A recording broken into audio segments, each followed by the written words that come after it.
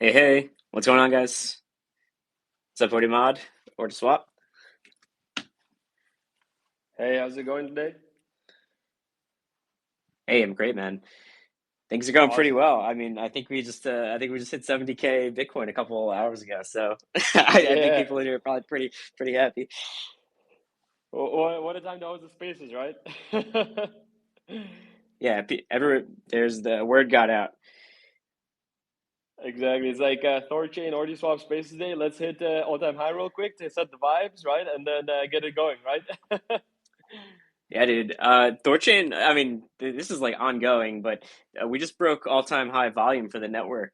Uh, and there's still 6 hours, I think, left in the day to Let's just go. see how high it goes. So we just hit above 400 million in swap volume today for THORChain, which is absolutely insane. But Let's nowhere go. near like where we can actually go. So, dude, amazing. Well, what a day to be alive, right? No, congrats, guys. Congrats on that. And yeah, super excited to be here today as well. Talk with you. And yeah, actually, super excited to also learn about THORChain, more about what you guys have, because of course we have our collaboration going, but I know THORChain is so much more. So excited to to chat more, to tell everyone about about what we are doing, and to chat about Bitcoin. Yeah, man, same. I'm super curious to learn more about what's going on in the ordinal space because I feel like just kind of doing our own thing in a separate world, but there's so many people that are actually like paying attention to ordinals and like I mean we've been building all through the bear market and everything just on Bitcoin, since the project started really, especially when there wasn't really that much of a focus on Bitcoin, but it really seems like there's so much more just like social attention like coming back to people building on Bitcoin. So yeah, I mean, I really want to learn more about what you guys are doing and like what you think about just like the space in general, like ordinals, and then like what you guys are doing with Ordiswap. So, do you want to just like get started and well, we could do a quick intro. Yeah, for This sure. is You Familiar want to do Cow the intro here. first? Yeah, you want Yeah, to do yeah, the intro first, and uh, then we'll go. Perfect. yeah, sure thing. Yeah, this is Familiar Cow from the Nine Realms team. Nine Realms, we do security infrastructure core dev work for THORChain, and we're huge Thor chads. We're here to 100x the protocol, basically. Scale it up, baby. What's up, guys, from Ordiswap? Love it, love it, love it. From my side, so Ordimod here, we got Fluent as well on. So from my side, I'm focused on the community, the ops, running things, making sure that everything is going well. Fluent can do his intro as well. He's more on the marketing side, right? In terms of Ordiswap as a protocol, I mean, I can give a short intro, right? And then maybe we can dive into more details. But very Bitcoin layer one native protocol, right? Driving value to the Bitcoin DeFi ecosystem, driving activity, bringing new users. Our first product is live, which is the first ever native AMM on BTC-L1. Right, we allow things like, for example, even for creation of LP tokens on the native layer, which wasn't possible before, which unlocks a lot of yield opportunities as well in the future. That of course, we have to get there step by step, right? But we are kind of trying to transition from people only thinking about Bitcoin and trading on sexes or marketplaces where orders have to be matched in a very unuser friendly way to a simple swap like you have Uniswap on Ethereum or THORChain cross-chain swaps that we also have integrated, right, that make everything a lot easier, and of course to unlock that huge amount of billions of dollars of idle liquidity that's lying right now in Bitcoin. Right, and we can get into that in a second. And of course, next to that, we also have some other products, like, for example, we're working on a launchpad from our side for BRC20 native tokens. We are working also on a Bitcoin stable dollar, as it's called right now, decentralized over collateralized stablecoin, because we see that there is a gap in the space right now in Bitcoin. And also, lastly, our own L2, which is called the Ordi layer. But that's kind of, that's coming in a couple of months. First focus for us is how do we unlock that unparalleled liquidity that's now just sitting there on Bitcoin native layer and drive more activity to the BTC Fi ecosystem and really kind of grow as it grows as well in the coming months. We are super bullish on its development. Awesome. Yeah, I'll just Yeah, I'm jump probably in gonna real ask quick a as lot of. well. Oh yeah, go for it, Fluent. Yeah, so I'm Fluent. I'm the CMO here at Ordiswap and just kind of handle marketing and things of that nature. So just wanted to throw in a quick intro before we continue. Yeah. Cool. I'm probably going to ask a couple dumb questions about ordinals because I definitely don't. I'm not as knowledgeable about ordinals and like all the shiny new things that have been coming out of the space. So like I guess my first question is just about your guys' architecture. Like how does this AMM work on Bitcoin? Is there like what's actually running the software that does the AMM? Like on Ethereum, it's the EVM, Yeah. the Ethereum virtual machine. On THORChain, the THORChain blockchain itself is the state machine that runs the actual AMM. So like how does it work for like an ordinals AMM? Yeah, for sure. So, I mean, of course, on Bitcoin, there are no smart contracts, right? Which is why it's also such a novel tech in the place. And that's why, we're also innovating here, right, with what we are doing. So, what we have done essentially is what most of actually EVM protocols already do, and EVM overall, like DeFi, projects and companies, which is utilizing some off-chain architecture, off-chain balance states essentially to support the operations of the AMM, right? So essentially, what we do is we simulate the logic on the back end. However, all of the transactions are verified on chain on Bitcoin's native layer.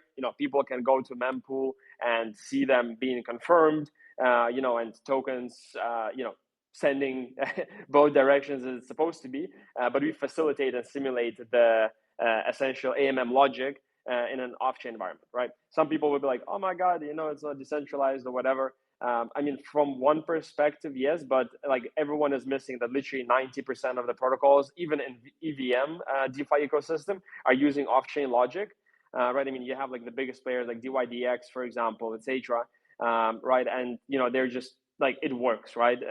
That's of course we're moving towards more decentralized options.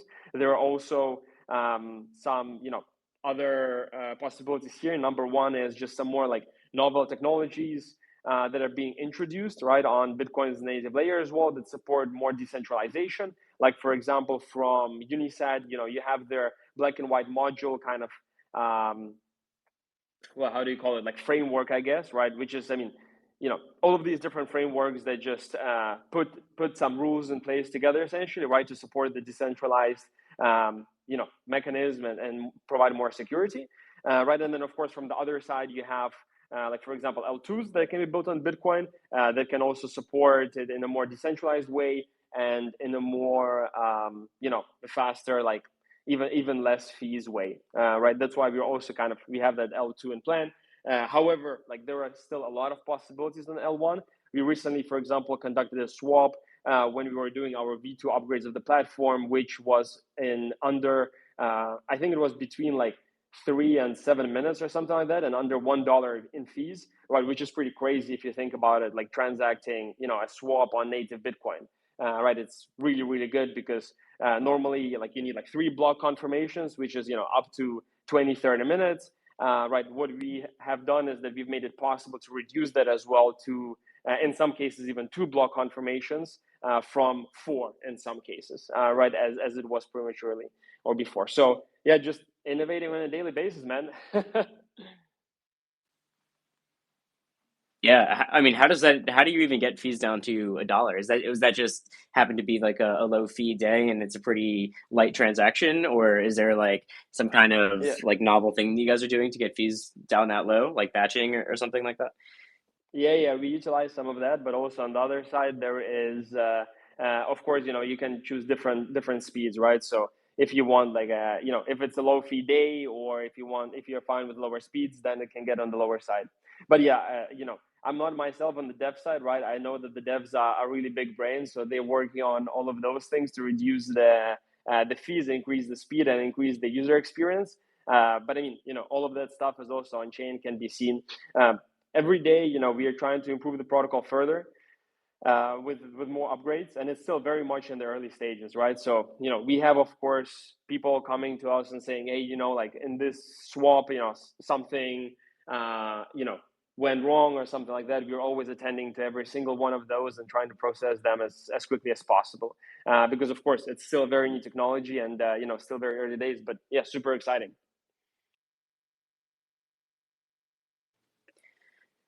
Cool. I mean, so like going forward, you said that there was like some plans to, so everything is kind of off chain right now. Is it like open source, or do you have plans to go open source, or like what's the security model and like decentralization model going forward? I assume it isn't in your guys' plans to, just be running like, running these validators essentially like indefinitely. So like, what's your guys' plans for just like the decentralization of your guys' protocol?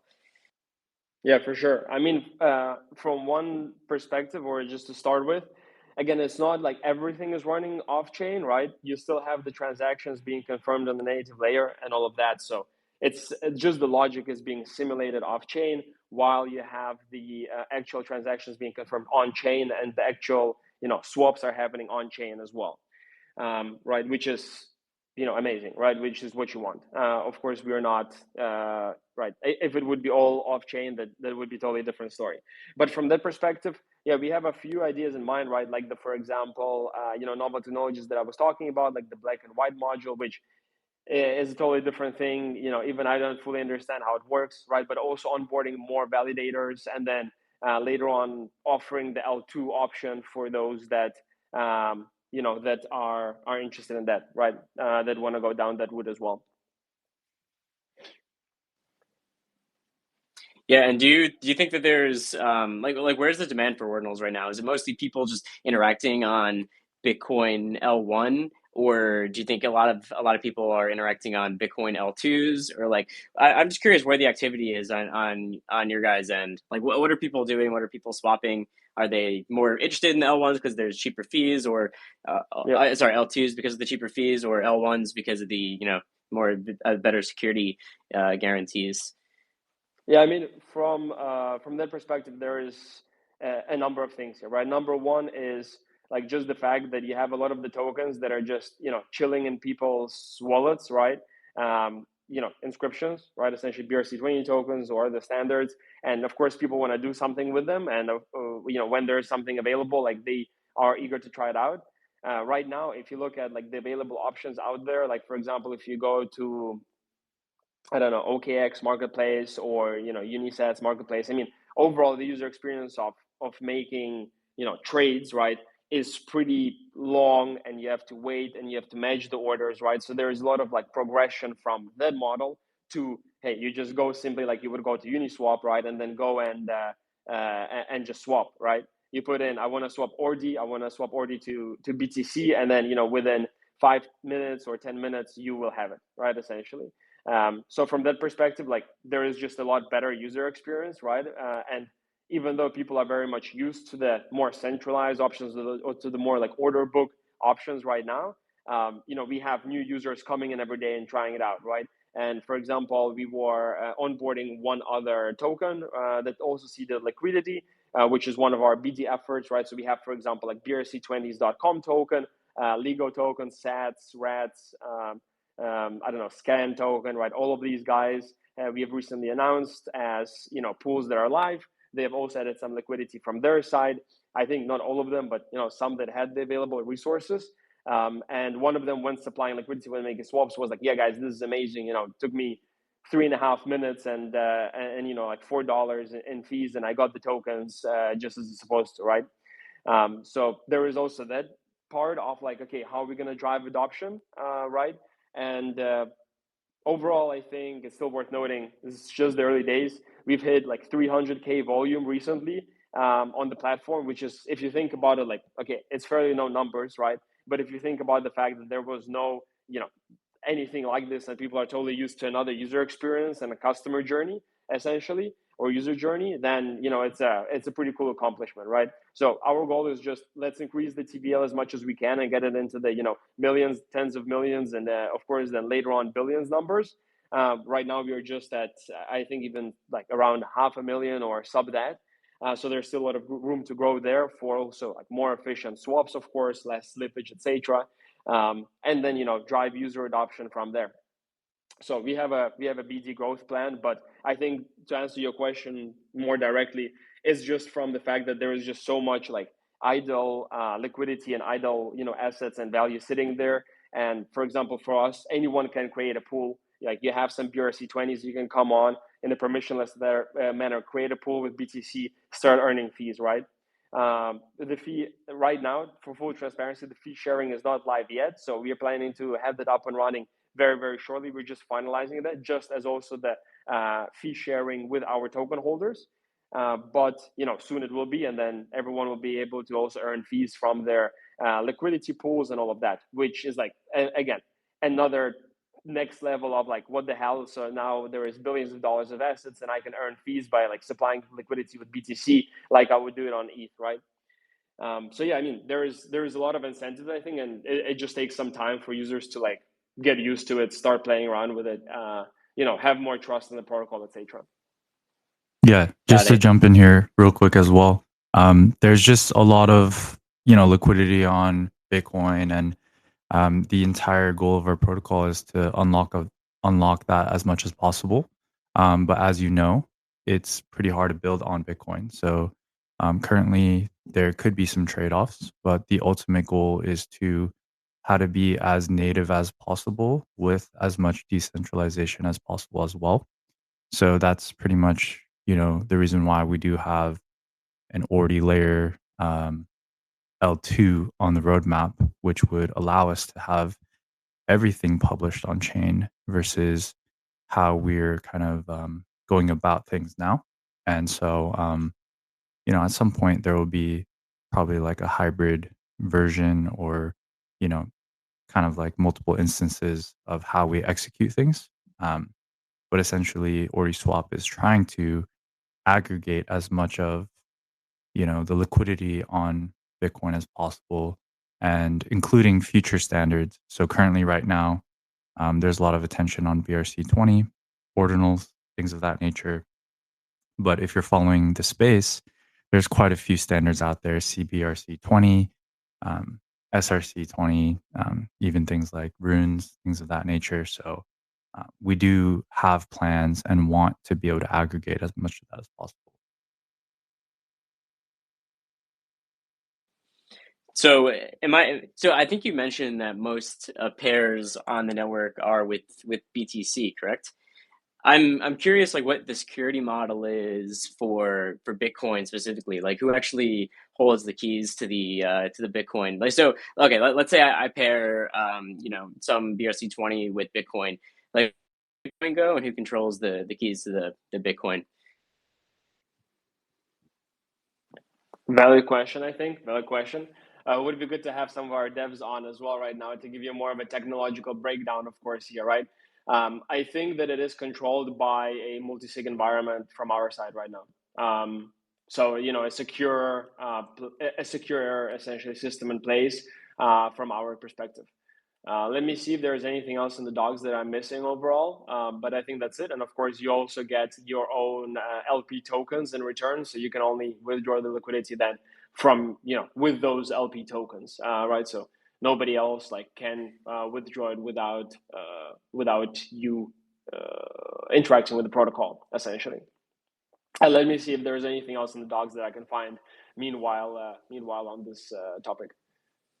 Yep, no worries. I mean, that's just something that I just always like make sure that people understand, because with a lot of these systems, like, it's important to know like who actually controls the assets, especially with Bitcoin, where there isn't like a native smart contracting capability. I mean, that's basically the whole architecture of THORChain, is just built around just like, how do you custody the Bitcoin with anonymous validators and a constantly rotating non-deterministic validator set. So that's pretty much like how THORChain was created. And maybe it'd be good, maybe it's worth looking into like adopting some kind of like rotating TSS vault architecture like THORChain does, just to have these just better security guarantees for the actual Bitcoin itself, just to increase like user trust and obviously liquidity. Just because I mean, I'm sure we're all very aware that like any kind of multi-sig where like you don't know who exactly holds the keys to that is like it's hard to gain the trust of people who you really want to gain the trust of, especially in this space where like transparency is key. So thanks for answering that question either way. No, for sure. And I mean, it'd be cool to look into something like THORChain's rotating TSS vault model. a lot of different protocols are starting to use that for just native Bitcoin custody nowadays. Fluent, you want to jump in first? Yeah, I was just gonna say that there's, different ways to add trust to the different components, like the modular components that are there. There are different index solutions as well. Just knowing that there's not native smart contracts available, you need to create your own index solution, things of that nature. And there are groups that are creating different solutions in the future, such as like availability layers, like DA solutions, similar to what we see with Celestia on ETH. And so there's like teams doing that we're in touch with. And so, yeah, like we shared, our goal is as much decentralization as possible. We definitely share the ethos of the native chain and the desire for people to have custody of their assets. There are some limitations being on the BTC L1 itself, but solutions in this space are being very, very actively developed. And so, yeah, those are some of the thoughts there. Yeah, 100%. From my perspective, I think what you mentioned makes total sense, right? So onboarding more as well validators and utilizing like a similar model to what THORChain is now using. And I'm sure we'll get there, right? We're still in the very early stages, and we're progressing on a daily basis in terms of increasing the decentralized framework that we are adopting, right, as a protocol overall. So 100% aligned with you. So another thing I'm curious about, because I'm just not really that tapped into the ordinal, like what kind of projects are people on ordinals? Like why do people hold ordinals at like BRC20s? Like what do people do with them? Like I'm not really clued into any of this. So if you could explain it for the other boomers in the audience. Also, if people have questions, just request and I'll get people up in a little bit. Hmm. I'll just Yeah, you sound a little young to be considered a boomer, if you're referring to yourself as well. No, But just yeah, I feel like I'm definitely. not on the cutting edge as much as you guys. So that's why I'm wondering. Yeah, well, a lot of the same questions are asked between Bitcoin community versus, let's say, EVM community, right? Why do you need smart contracts? Why do you need dApps? Why do you need NFTs and kind of like tokenized assets that aren't, like necessarily, have like precedent or things of that nature. There's been a lot of debate over the many years and a lot of resistance, but definitely, we've seen a lot of that value question be answered over the years just through the growth of the EVM things built on Ethereum and other chains of that nature, like DeFi as well. Um, so that being said, we're seeing a lot of activity come back to Bitcoin for many reasons. I just think a lot of narratives are coming together at once. So, we see kind of like the overall markets shifting with the whole ETF. A lot of attention is going back to Bitcoin. And then we also see with the rise of ordinals, we saw a lot of interest. Inscriptions have been around for a decent amount of time now. But then as some communities started pioneering NFTs on there, they wanted to be part of the oldest money in the game and the oldest, most secure chain in the game as well. Why not expand to Bitcoin if you can, if there is a way, right? And so as these possibilities and capabilities started increasing, we've seen a lot of the culture shifting as well, the attention. And, there's definitely a big part has to do with speculation. You see the prices going up and the narrative gets stronger and stronger. And I believe, it's a lot of good things. It's sort of like a flywheel. It can be very recursive and reflexive when things are going well. And then it can also be a little reflexive on the way down as well. But more than ever, I think we're seeing a lot of activity and attention around the Bitcoin ecosystem, especially the L2. So you're starting to see unbelievable amounts of money raised and Bitcoin itself, the liquidity, unparalleled liquidity being unlocked.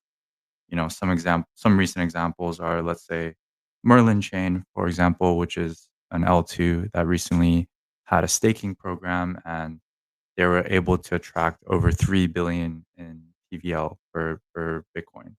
And to put that in perspective, Solana as an entire chain has around 3 billion in TVL. And there's a lot of different reasons why I feel like people are trying to bring back their attention to Bitcoin. And definitely has to do with like the provenance, the security, and the liquidity as well. So that's kind of like my thoughts and answers there. So yeah, I don't know if that What answers was your the question. question? I think I missed it. I Oh haven't. no, I was just wondering what kind of projects you guys are into on Ordinals. Like, is there anything that like really just resonates with you guys, or are you just focused on just building the infrastructure around around Ordinals and BRC20s, or are there specific like really innovative things that are in the space that people should like be tapping into, and not even as just like Ordiswap Labs, but just like you personally playing around in the space, just knowing what's going on. Yeah, for sure. No, I mean, from my perspective, I'm a big fan of everyone who is trying to bring more liquidity to the ecosystem, right? So guys like THORChain, or we recently had a space as well with Portal, who are also working on essentially a bridging solution, cross-chain swaps, etc. And others, right, who are trying to, well, from number one perspective, facilitate the user experience and improve that, right, for people to enter the Bitcoin ecosystem, and from the other perspective, build the infrastructure that's out there for facilitating, trading and all other DeFi activities. So the next thing that we could probably see, is then more increase in lending and borrowing activity on the chain, and all of those other as well DeFi use cases, right? I mean, I think there were a lot of stats published recently from some big brains like Pantera Capital, Binance Research, etc., that were just comparing, like for example, market cap of Bitcoin, how much activity there has been recently, right, with the ordinals availability and the Taproot contract upgrades as well that allow for all of those things. Like, for example, from last year, I think it increased from like 1 million inscriptions to 60 plus million in like 9 months, just since the very beginning, right? And then on the other side, there is the comparison of like how much TVL is on the chain in terms of DeFi activities. And I think it's something like 0.4% or something like that compared to Ethereum, which is like a joke because the market cap of Bitcoin is like 3 times more than Ethereum itself, right? So I think it's just logical that the DeFi activity is going to increase. And yeah, big fans of everyone who is trying to improve the user experience and build the infrastructure for it.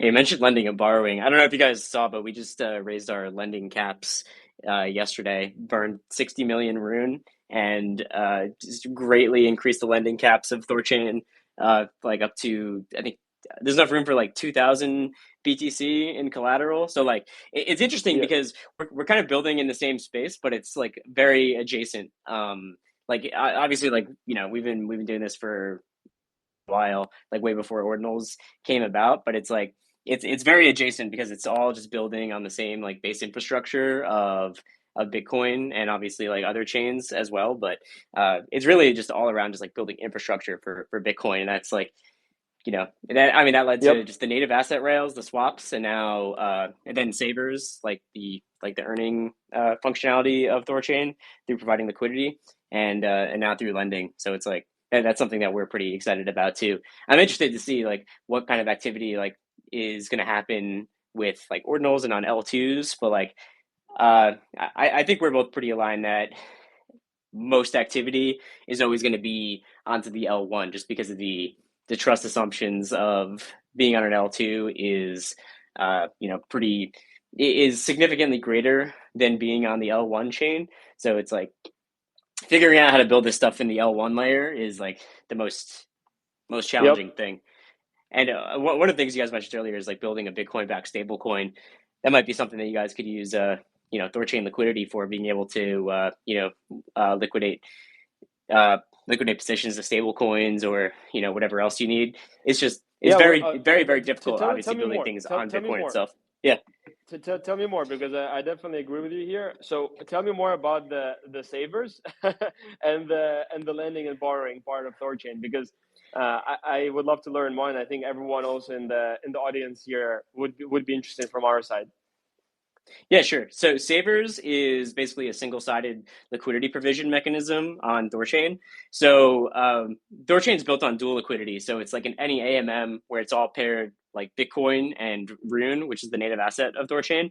But a portion of the liquidity is reserved for Savers, which is basically like preserve, like you just give Bitcoin to the protocol, and you're a liquidity provider that has no impermanent loss, but you earn less yield than the dual LPs. So dual LPs earn extra yield, but they take on the of Bitcoin.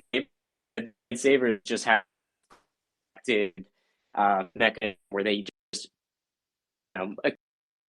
lower fees, but they don't take on IL. So there's like basically two different ways to LP on THORChain. Like one like very risk averse, and the other one like very much like bullish Bitcoin. I mean, it's pretty successful. There's yeah, I'm Yeah. forgetting exactly how much Bitcoin is in THORChain right now. It's our deepest pool by far. But like in the actual Savers pool itself, there's about 850 Bitcoin. That's just in Savers, and like total liquidity. There's much more liquidity than that in the pool itself. So it's just a subset of the total liquidity in the system. Yep. So that's No, love it. Savers. We released it last November 2022. So it's been live for about little less than a year and a half so far. Yeah. No, That's for I think every there's asset, not definitely just Bitcoin. some Yeah. more opportunity there. Yeah, and I think there's definitely some more opportunity there for collaboration as well, as you mentioned, in terms of supporting liquidations and other protocol systems overall with your deep liquidity pool. So now my brain is going. Yeah, exactly. I mean, that's what THORChain's here for, is for infrastructure. So it's like however you guys can use it to support. And we should probably also mention the actual collaboration that we've been doing is that you guys have put on cross-chain swaps into the Ordiswap interface.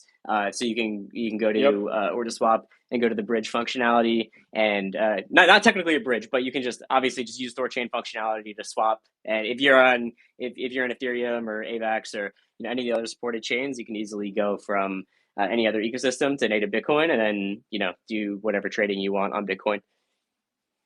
Yep, exactly. No, it's been overall really great to be working with you guys, and that feature. We were actually thinking about like doing something like this by ourselves, but then we were, just realizing, well, if we can partner with you, right, and enable that right off the bat, I mean, that's a win-win situation for everyone, and it really allows us also to onboard, as many users as we want into the Bitcoin ecosystem, right, very easily. So no, that's been amazing. Yeah, and it's good for liquidity for you guys, especially. Like the way I think of THORChain is it's the perfect crypto native on and off ramp. Like, and the reason for that is because obviously like it's this over collateralized security model where it's like that's all stuff you don't need to know in the background, but it's just the easiest way to move from Ethereum to Bitcoin, like the two biggest ecosystems. So making liquidity like very easy and very liquid to move from one ecosystem to the other just seems like such a no brainer to be able to support that, and especially where because otherwise you think about it, how are people getting to your app? Like they're coming from a centralized exchange, or they're using another centralized swap product like Changely, or some there's some custodial service somewhere where people will be coming from in order to get to your app, right? And with THORChain, obviously that just makes it so you can come from anywhere in the crypto space without having to rely on some kind of central intermediary at some point in order to get over. So just native asset rails, baby. That's what we're building. So I'm glad to Let's go. been able to been in contact with you guys and actually like be able to support this integration. For sure, for sure. And actually, I'm curious because you were mentioning like the all-time high in fees or volume from your side. So where like, do you have a breakdown of which assets, which chains, what are people doing in terms of activity at the moment, with like the all-time high being breached on Bitcoin, but also overall the market flourishing? Let's see. I don't have that stat like handy for like all time, but let's see. If you go to Quick or something and then you scroll down to the markets, you can actually see where all the trade volume is. A lot of the volume is on Bitcoin. So let's see how much in the past 24 hours. So Bitcoin pool did 275 million in the past 24 hours. Ethereum 156 million in trade volume. Then USDT and USDC 68 million and 49 million respectively. So all those like super productive pools, and those are just like those four pools: Bitcoin, Ethereum, USDT, and USDC, far and away the most active pools on the network, doing the most volume. And there's still Love it. 5 hours left of today. I think we're Yep. probably going to hit 5 or 600 million today.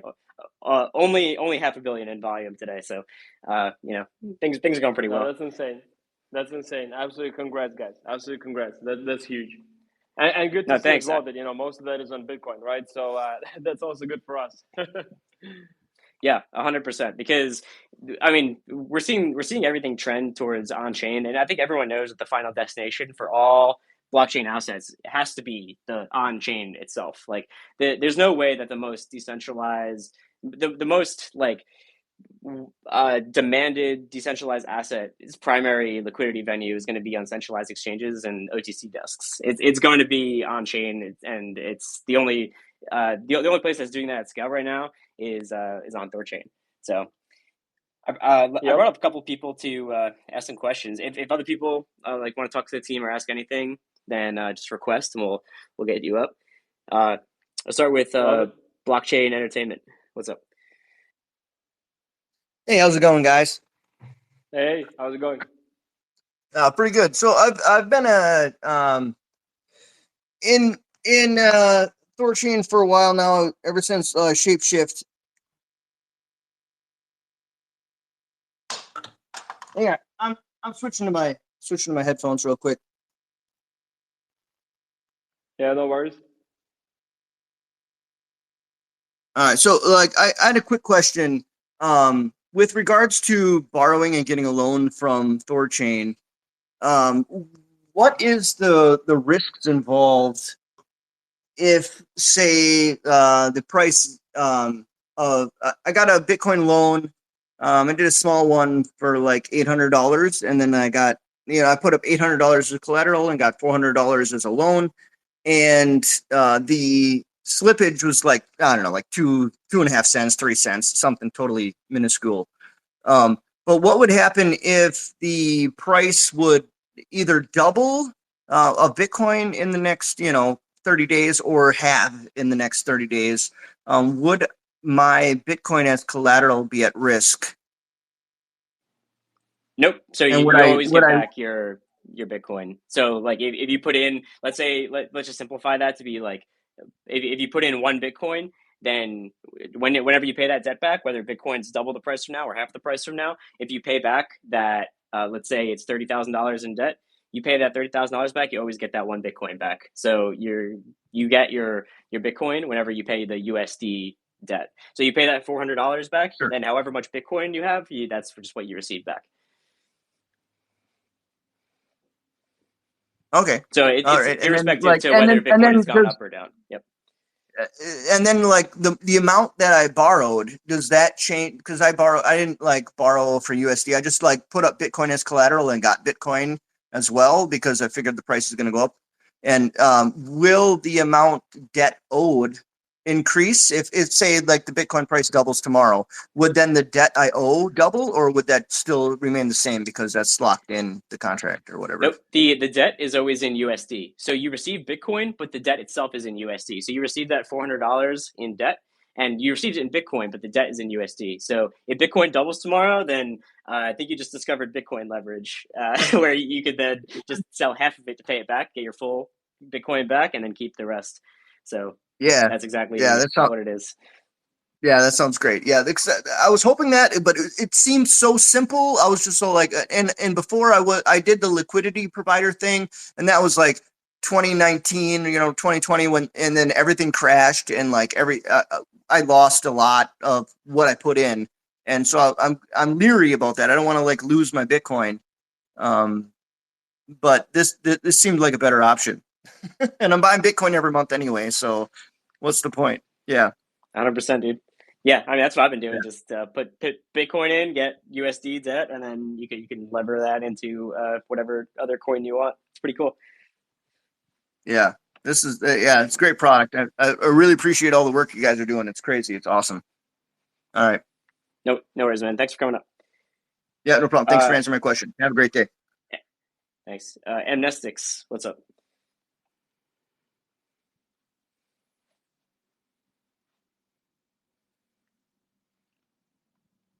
Blockchain Mage, you there?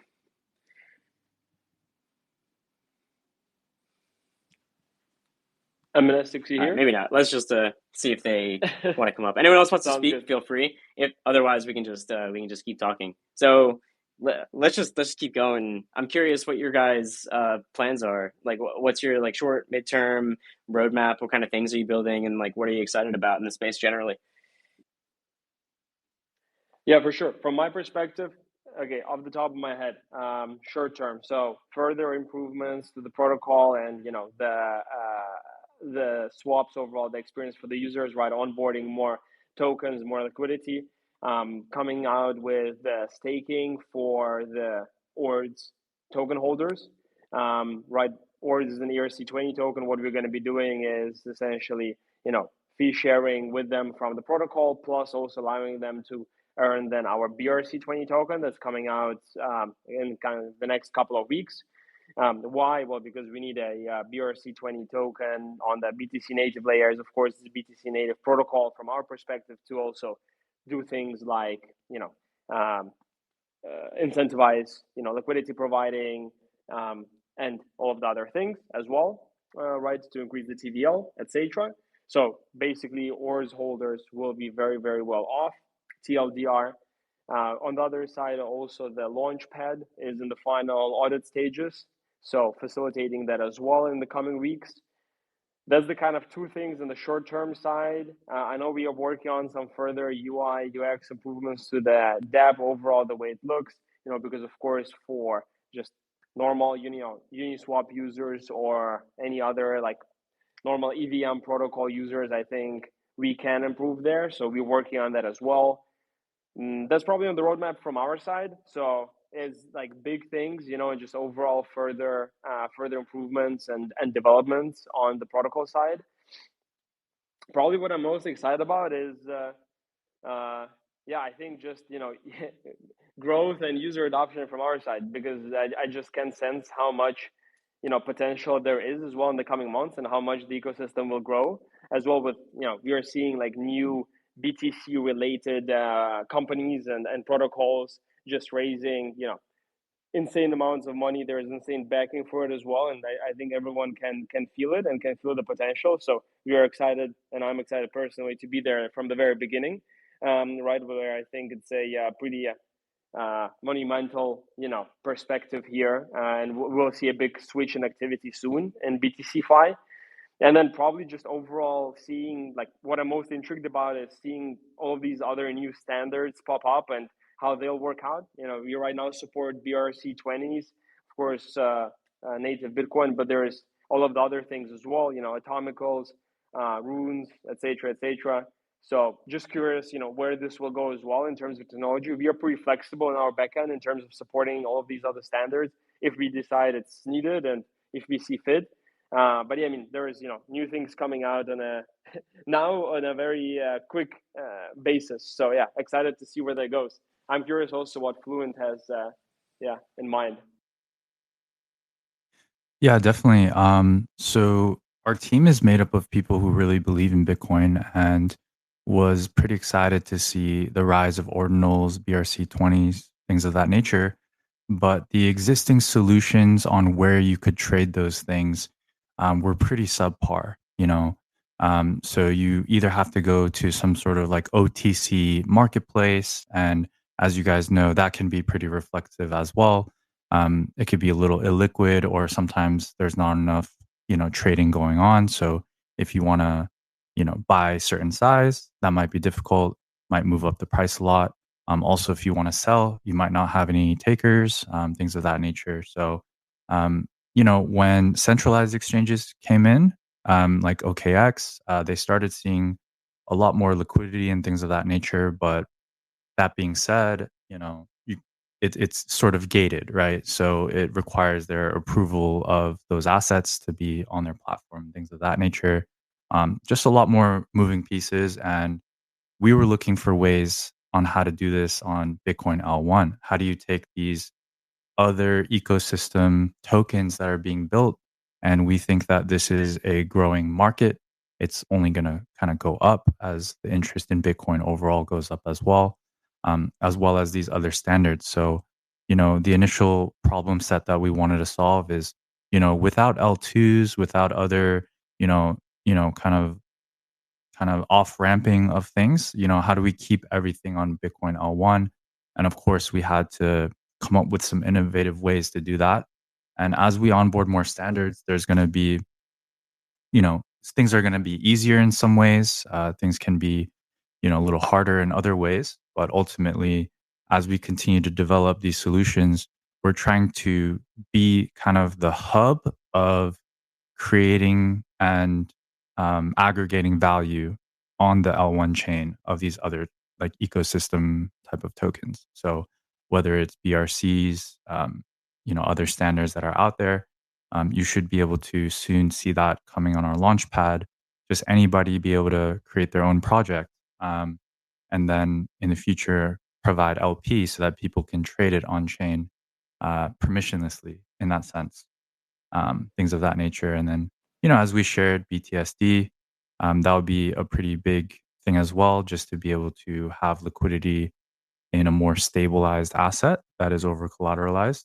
And then I'm personally very excited for the L2, but that's further away. It can help us execute our vision of a more, trustless, decentralized type of environment, where you can see everything and we don't have to, use like maybe like black and white nodes or use these other concepts that allowed us to get to where we are now. So yeah, definitely a lot of exciting things. We've also got a foundation that we work with, so we want to support others that are helping this overall Bitcoin ecosystem grow. So we have a lot of exciting things in the pipeline, to answer your question. And yeah, definitely want to get your thoughts on some of those things, but then also, hand it over to you guys if you guys have any upcoming things that you guys are excited about as well. Yeah, just to add here as well, like the providing, for example, creating pools for different tokens and providing liquidity there, right?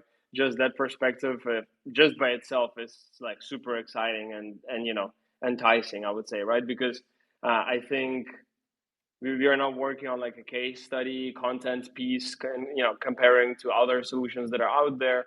And I think I was trying out one of the uh, one of the other tools out there, and it's like, oh, okay, so in order to provide some liquidity, you need to be whitelisted or whatever, right? So just being allowing anyone to do it like you would do it normally on EVM chain, like super excited about that as well. And just people discovering that, and yeah, just using the protocol more, and performing all of those things, earning fees, etc., etc.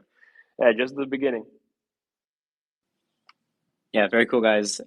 And someone asked the question in the audience whether you guys were going to be supporting things like runes, which you answered that already, which is awesome. I thought it was kind of funny that they decided to go with the branding of runes, being that rune is already like the base asset of the biggest Bitcoin liquidity protocol, like by a couple orders of magnitude. So I thought that was kind of funny. We'll see where that goes, but some people were kind of curious about that in the comments.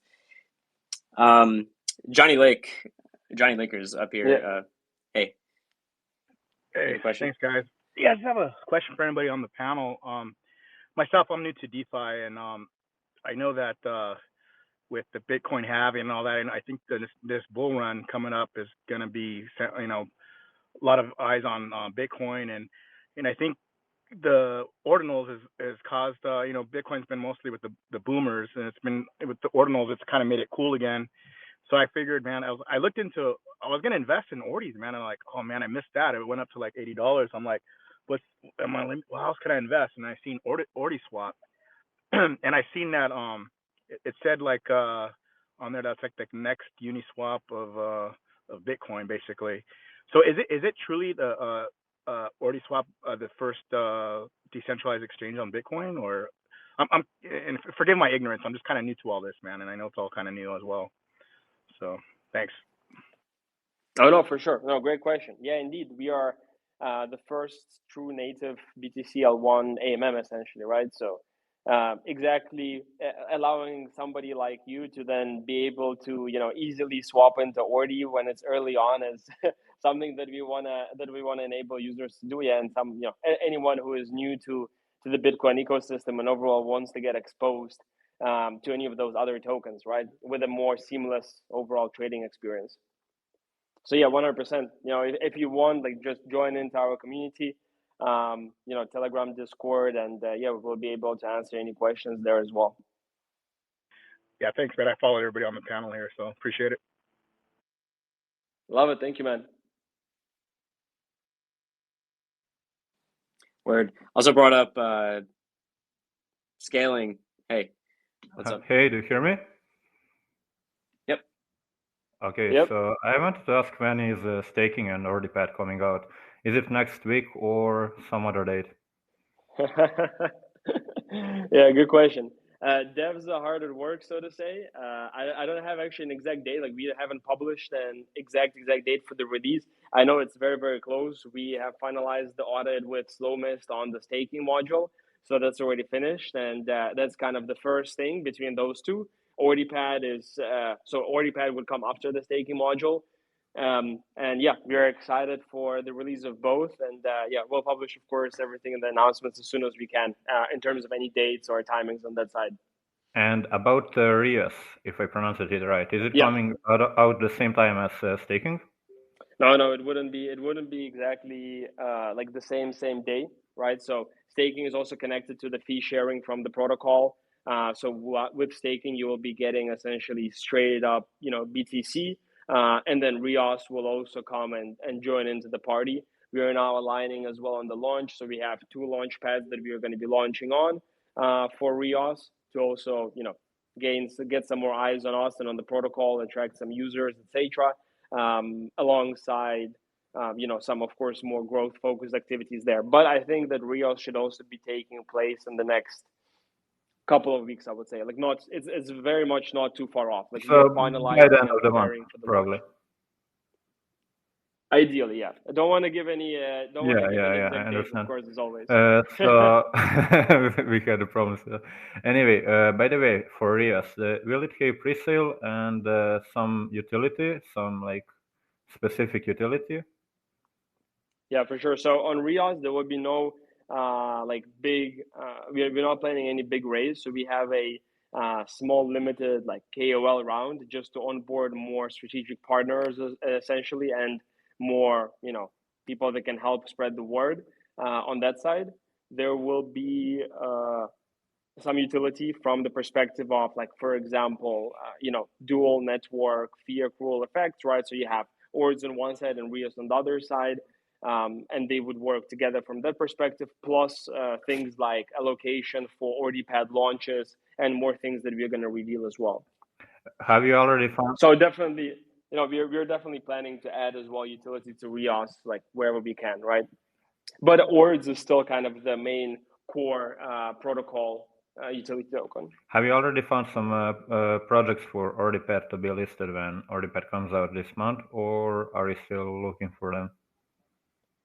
We are in talks with a few of them, but still very much in, like, if anyone here in the audience has any suggestions on protocols that are going to be launching, like, we are very much open to more discussions. So we have a few going on right now, and always keen to connect with more builders that want to get launched in the coming weeks and months as well, to prepare in advance.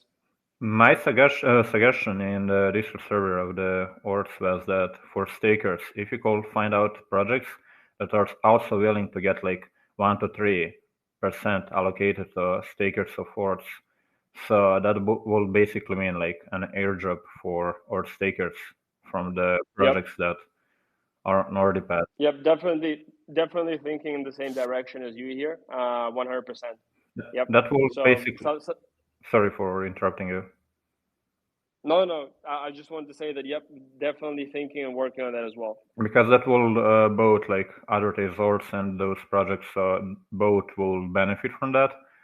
And I also thought about like when are sex listings going to come out? Like there were some announcements, and also like the owner or creator of the funding round also say that sex listings are coming out soon. Yeah. Well, we are always working on more T1 listings, right? So I think we are live on about I don't know 10 or so exchanges, right? So now the goal is to get more of the big boys, but like anyone who has been dealing with that, it's always a pretty lengthy DD process and overall lengthy discussion. So don't have any specific dates as well, but a number is very much in the later stages. Yep. So as soon as we have the dates, you will be definitely, with the way you're following, and absolutely love your support and appreciate it. You'll definitely know. By the way, also like when or staking Rios and other stuff comes out this month, are you planning to start some marketing to find projects that want to add liquidity to Ordiswap? Because if Ordiswap will position itself like a liquidity provider, same as Uniswap's projects provide liquidity, and then advertise Ordiswap, because that will bring really huge exposure to Ordiswap. So we've been doing some of that already. So we have, for example, brc20s.com. I think they provided about 50K in liquidity or something like that, 30 to 50K.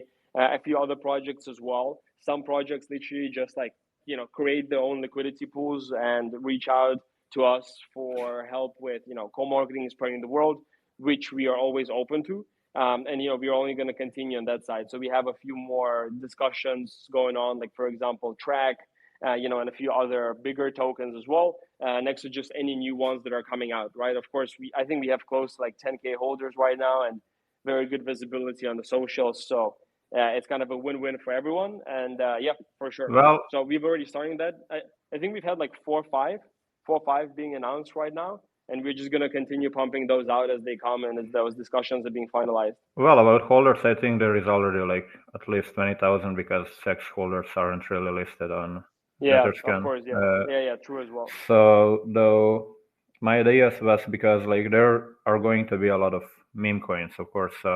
If they will all provide liquidity and everything on Ordiswap, that could bring a really huge exposure. So. Yeah. No, that's 100%. Like you're just speaking our mind. 100%. Yeah, there are actually a few that reached out to us, and either they provide liquidity themselves or they want to provide, and we are now helping them go through that. So yeah, I think, to be honest, that's a huge growth factor. Yeah. Just want to emphasize that it is permissionless to add liquidity, so they don't need our permission. It's not gated by us by any means. But if teams ever contact us, or we're aware of some of the teams that are out there, we'll just sort of provide education or even help drive co-marketing to it, especially if they're trying to provide a good amount of liquidity. So yeah, we definitely work hand in hand with them. Definitely don't keep them from reaching out to us or anything like that. We do our best to provide the support there. Other than that, are you going to connect some other wallets to Ordiswap? I mean, create a connection in March. Yeah.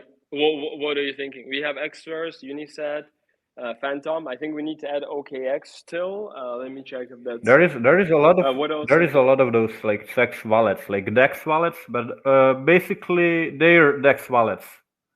I don't know how to basically explain it because English isn't my native language. But anyway, like for example, OKX and those they create those DEX wallet from their sexes, so you can do them. So what was my idea was if you could create an application for Ordiswap, like on Android and iOS.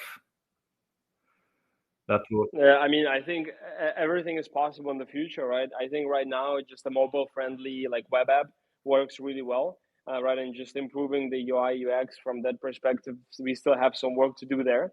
But yeah, something like that can definitely work and happen in the future, right? And in terms of wallets, I actually see we have OKX already supported, but onboarding more and more is of course on the roadmap. Like, we just announced today, a public cooperation with Unisat, for example, and they're also big fans of what we are building. So we have a group going with them and are excited to explore, what else we can do there, just like with the others as well. Sorry, did you say Uniswap? Unisat, Uniswap. like the wallet. I thought. Uniswap X Ordiswap, but that would be I great. thought that you said Uniswap. So To be honest, that would be insane. Yeah. in reality, you could just create like an advanced web view application. That wouldn't take that much time, and I think that could bring also more exposure to Ordiswap. Yep. No, I think there's a lot of, I think we are just, when did we launch? Like the last days of December. I think so, December 2 7th. months. Yeah. No, I think probably the test net was sometime like that, right? The listing was December 28th, I think, or 27th.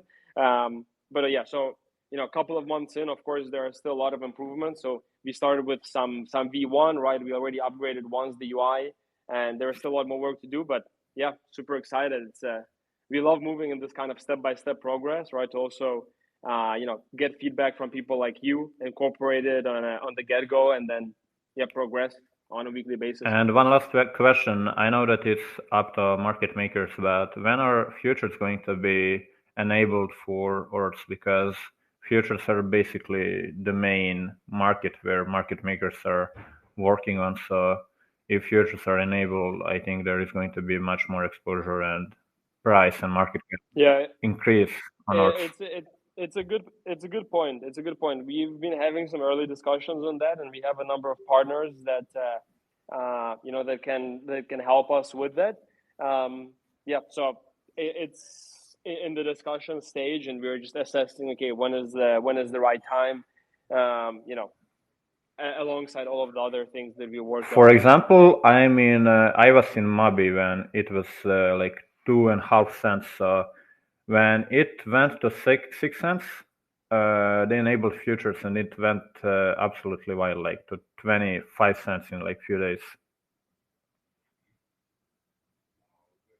Interesting. Okay. Well, yeah, as I said, we are in the kind of DD stage on that side from our perspective. So just looking at it and discussing, and I think we have the needs to make that happen. So I'll definitely bring it up with the team as well afterwards to see where we are at with that. Okay, great. Thank you. Yeah, thanks for your interest. Appreciate it. No, I appreciate all of the questions and the support. Thank you so much. Bye, guys. Let's do one last question from Yosoi. What's up, guys? How's everybody doing? Hey, doing well. What about good. you, man? Good. I have 2 questions.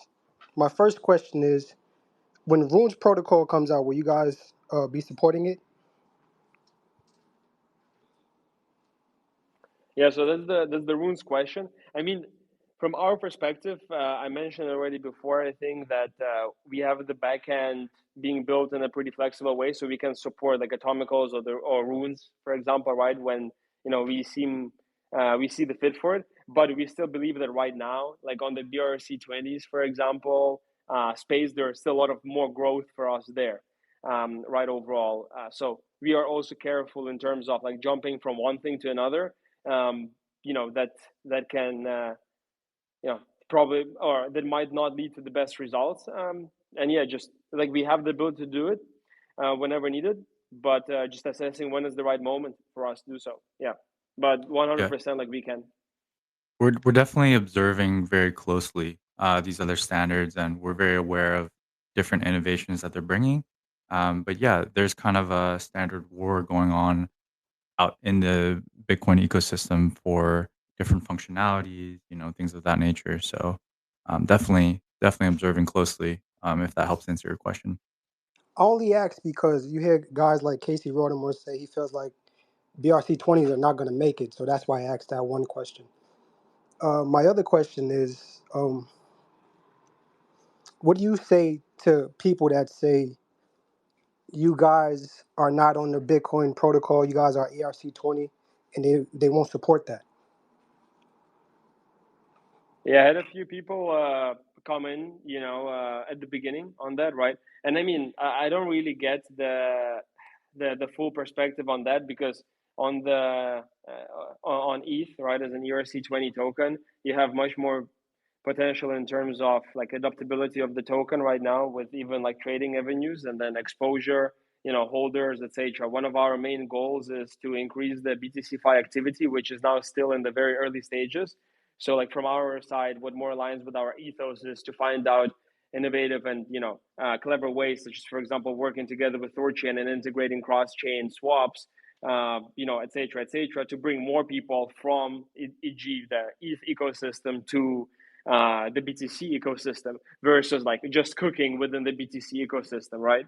I'm sure that if you were to launch Ords just at the beginning as like a BRC20 token, probably wouldn't have tens of thousands of holders that we have right now that are potential users of the protocol, and that are potential users of BTC-Fi, right? So like I don't really, Yeah. I know quite a few questions came up like that, but I never really like fully got it, because we are a fully like BTC native protocol, and our whole goal is to increase activity in the BTC ecosystem. All we do is for that, but like from the token perspective, I think it also makes a lot of sense what we are doing. Mm-hmm. And just to add to that, from a technological perspective, it allows us to remain a little bit more standard agnostic. As you mentioned, there's different opinions out there of which standards are going to make it, which ones aren't, whether they have precedent or not. There's a lot of things that are quickly evolving in the BTC ecosystem, right? So just being on the other side and on the ERC side of things, and having some representation there allows us to maintain that kind of agnostic approach. So hopefully that helps. Yeah. Yeah, yeah, it definitely helps. I'm excited to be an Ords holder. Still learning about THORChain, but good luck to you guys, and I'll be along for the ride. I'll jump down. Sweet, man. Thanks for coming up. Thank you. Cool.